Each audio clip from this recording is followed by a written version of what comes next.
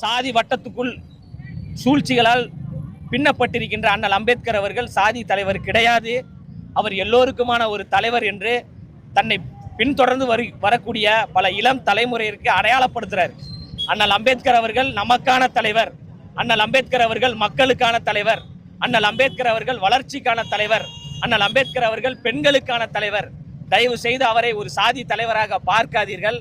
அவர் நமக்கான தலைவர், நமக்கான தலைவர் என்று நமக்கான தலைவர் தளபதி அவர்கள் அண்ணல் அம்பேத்கர் அவர்களை உயர்த்தி பிடித்திருக்கிறார். அதே போன்று நாம் எல்லோரும் அண்ணல் அம்பேத்கர் அவர்களை உயர்த்தி பிடிக்க வேண்டும். யாராவது அண்ணல் அம்பேத்கர் அவர்களை சாதி தலைவர்கள் என்று சொன்னார்கள் என்றால் அவர்கள் மூஞ்சில் சாணியை தூக்கி தான் நம்ம அடிக்கணும்.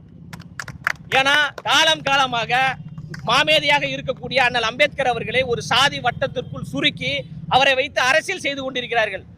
அவர் சாதி தலைவர் கிடையாது, சாதித்த தலைவர், பல சாதனைகளை உருவாக்கிய தலைவர். இந்தியா இன்று ஒரு வளர்ச்சி நாடாக